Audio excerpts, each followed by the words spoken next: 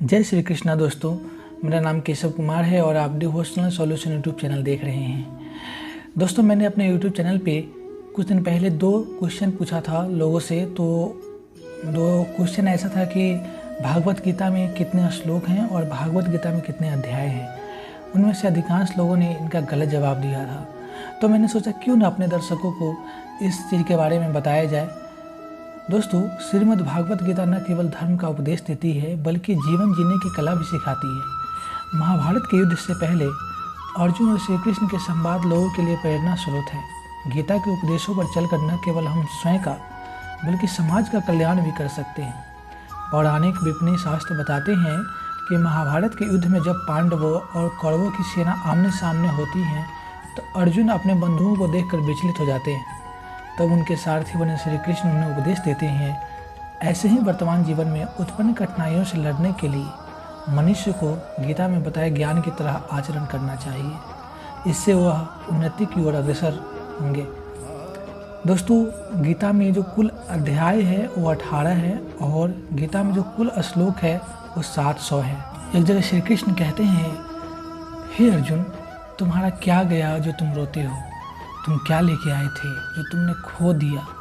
तुमने क्या पैदा किया था जो नष्ट हो गया? तुमने जो लिया यहीं से लिया, जो दिया यहीं पर दिया। जो आज तुम्हारा है कल किसी और का होगा, क्योंकि परिवर्तन ही संसार का नियम है। दोस्तों, जिस दिन ये बात हम समझ जाएंगे उस दिन हम दुखी होना छोड़ देंगे।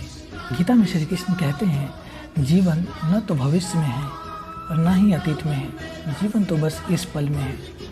आप अपने इस पल को जिए, भविष्य की चिंता ना करें और अतीत जो बीत गया है उसको याद करके चिंतित ना रहें। गीता में श्री कृष्ण ये भी कहते हैं, जन्म लेने वालों के लिए मृत्यु उतना ही निश्चित है जितना मरने वालों के लिए जन्म लेना।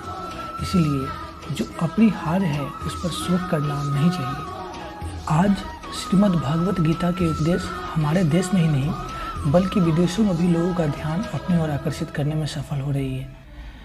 तो आइए जानते हैं गीता के बारे में कुछ प्रेरित करने वाले उपदेश। भगवान गीता के उपदेश में कहते हैं कि जो हुआ वो अच्छा हुआ, जो हो रहा है वो अच्छा हो रहा है और जो होगा वो भी अच्छा होगा। तो व्यर्थ की चिंता करना छोड़ दे और अपना कर्म करे। कोई भी व्यक्ति वह जो चाहे बन सकता है यदि वह व्यक्ति एक विश्वास के साथ इच्छित वस्तु पर लगातार चिंतन करे।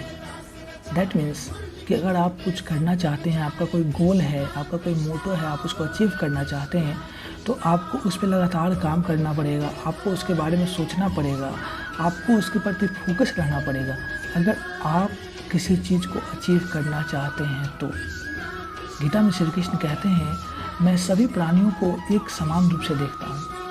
मेरे लिए ना कोई कम प्रिय है और ना ही कोई ज़्यादा, लेकिन जो मनुष्य मेरी प्रेम पूर्वक आराधना करते हैं वो मेरे भीतर रहते हैं और मैं उनके जीवन में आता हूँ। इसलिए प्रभु की हमेशा आराधना करें और किसी भी मनुष्य को कष्ट नहीं पहुँचाए, किसी भी जीव को कष्ट ना पहुँचाए। कहते हैं कि मनुष्य अपने विश्वास से निर्मित होता है, जैसा वह विश्वास करता है वैसा वह बन जाता है।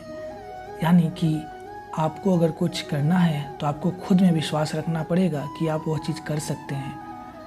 गीता में श्री कृष्ण कहते हैं कि फल की अभिलाषा छोड़कर मनुष्य को कर्म करना चाहिए और अपने जीवन को सफल बनाना चाहिए। जो मनुष्य कर्म की करता है और फल की इच्छा नहीं करता वह जीवन में सफल बनता है। गीता में श्री कृष्ण कहते हैं, हे अर्जुन, क्रोध से भ्रम पैदा होता है, भ्रम से बुद्धि व्यग्र होती है और जब बुद्धि व्यग्र होती है तब तर्क नष्ट हो जाता है। जब तर्क नष्ट होता है तो व्यक्ति का पतन हो जाता है। दोस्तों, आजकल हम अक्सर देखते हैं कि लोग बिना सोचे समझे कमेंट कर रहे हैं, बिना सोचे समझे एक दूसरे पर टिप्पणी कर रहे हैं और आप देख सकते हैं कि अभी हम कहाँ जा रहे हैं, लोग कहाँ किस दिशा में जा रहे हैं। इसीलिए जब भी आप कोई भी चीज़ बोलना हो तो आप पहले सोचें समझें क्या बोलने जा रहे हैं, उसका प्रभाव क्या पड़ेगा। और जब आप गुस्से में हो तब तो कभी भी किसी से कुछ बुरा बोलना ही नहीं चाहिए। दोस्तों, गीता में श्री कृष्ण भी कहते हैं कि मेरा तेरा छोटा बड़ा अपना पराया मन से मिटा दो, फिर सब तुम्हारा है और तुम सबके हो। दोस्तों, गीता में श्री कृष्ण कहते हैं कि सदैव संदेह करने वाले व्यक्ति के लिए प्रसन्नता न इस लोक में है और न ही प्रलोक में है। इसीलिए डाउट करना, सदैव संदेह करना आप छोड़ देंगे तो आप देखेंगे कि आप पहले के मुकाबले ज़्यादा खुश हैं। दोस्तों, श्री कृष्ण कहते हैं कि जो लोग मन को नियंत्रित नहीं करते हैं उनके लिए वह शत्रु के समान काम करता है। यानी कि अगर आप अपने मन को कंट्रोल नहीं करेंगे तो आपका मन आप ही के लिए शत्रु के समान काम करेगा। तो क्यों ना अपने मन को कंट्रोल में रखा जाए और ज़िंदगी में आगे बढ़ा जाए, कुछ अच्छा किया जाए। दोस्तों, गीता में श्री कृष्ण कहते हैं कि नरक के 3 द्वार होते हैं, वासना, क्रोध और लालच। जो व्यक्ति यह करता है उसको इस जन्म में ही उसको पाप भोगना पड़ता है। इसलिए इन तीनों चीज़ों से बचें। गीता में श्री कृष्ण कहते हैं, हे अर्जुन, हम दोनों ने कई जन्म लिए हैं, मुझे याद है लेकिन तुम्हें नहीं। गीता में श्री कृष्ण कहते हैं, हे अर्जुन, जो भी कोई व्यक्ति जिस किसी भी देवता की पूजा में विश्वास के साथ करने की इच्छा रखता है, मैं उस व्यक्ति का विश्वास उसी देवता में दृढ़ कर देता हूँ। हे अर्जुन, मन अशांत है और इसे नियंत्रित करना कठिन है, लेकिन अभ्यास से इसे अपने वश में किया जा सकता है। इसलिए आप अपने मन को अपने वश में करने का प्रयास करते रहिए। कहते हैं, वह व्यक्ति जो सभी इच्छाएं त्याग देता है और मैं और मेरा की लालसा और भावना से मुक्त हो जाता है, उसे अपार शांति की प्राप्ति होती है। गीता में श्री कृष्ण कहते हैं कि धरती पर जिस प्रकार मौसम में बदलाव आता है, उसी प्रकार जीवन में सुख दुख आते जाते रहता है। तो आप सुख में ज़्यादा उत्साहित न हो और दुख में भयभीत न हो। अवश्य ही समय बदलेगा और अगर आप दुख में हैं तो आपकी ज़िंदगी में सुख जल्दी ही आएगा। श्री कृष्ण कहते हैं, वह व्यक्ति जो अपनी मृत्यु के समय मुझे याद करते हुए अपना शरीर त्यागता है, वह मेरे धाम को प्राप्त होता है और इसमें कोई संशय नहीं है। अच्छी कर्म करने के बाद लोग केवल आपकी बुराइयों नहीं करते। इसलिए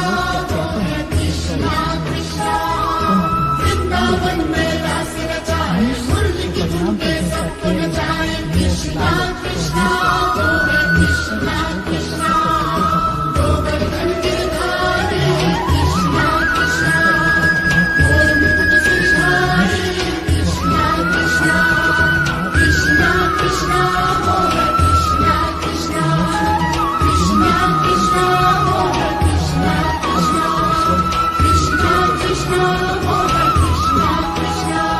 अपना मनुष्य को बदनाम करने का खेल पल में हम करोड़ों के मालिक हो जाते हैं और दूसरे पल ही हमें लगता है कि हम हमारे आप में कुछ भी नहीं है। भगवान कहते हैं कि अपने आप को भगवान के प्रति समर्पित कर दो, यही सबसे बड़ा सहारा है। जो कोई भी इस सहारे को पहचान गया है वह डर, चिंता और दुखों से आज़ाद रहता है। ना तो यह शरीर तुम्हारा है और न ही तुम इस शरीर के मालिक हो। यह शरीर 5 तत्वों से बना है, आग, जल, वायु, पृथ्वी और आकाश। एक दिन यह शरीर इन्हीं 5 तत्वों में विलीन हो जाएगा। कोई भी इंसान जन्म से नहीं बल्कि अपने कर्मों से महान बनता है। जब इंसान अपने काम में आनंद खो देता है तो फिर वह पूर्णता को प्राप्त करता है। तुम क्यों व्यर्थ में चिंता करते हो? तुम क्यों भयभीत होते हो? कौन तुम्हें मार सकता है? आत्मा ने कभी जन्म लेती है, ना ही इसे कोई मार सकता है। यह जीवन का अंतिम सत्य है। तो दोस्तों, इस पोस्ट में हमने आपको भगवद गीता के बारे में बताया। आशा करते हैं कि यहाँ पर बताया गया गीता संदेश आपको अच्छी लगी है। आपको वीडियो कैसी लगी कमेंट बॉक्स में जरूर बताएं और आगे आप किस टॉपिक पे वीडियो बनाना चाहते हैं तो हमें बताएं।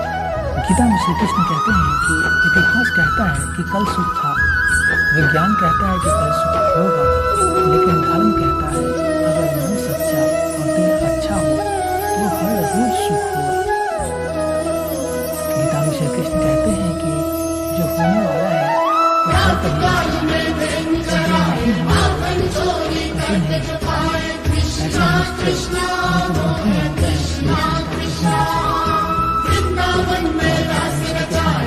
उनकी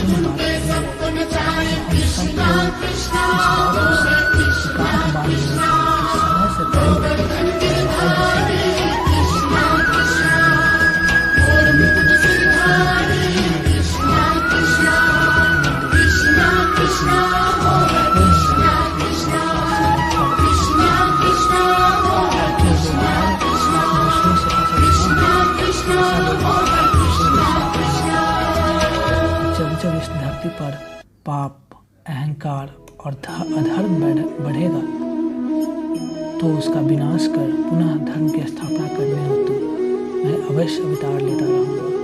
श्री कृष्ण लगता है अभी अवतार लेने नहीं वाले हैं, क्योंकि अधर्म अपने चरम सीमा पे है।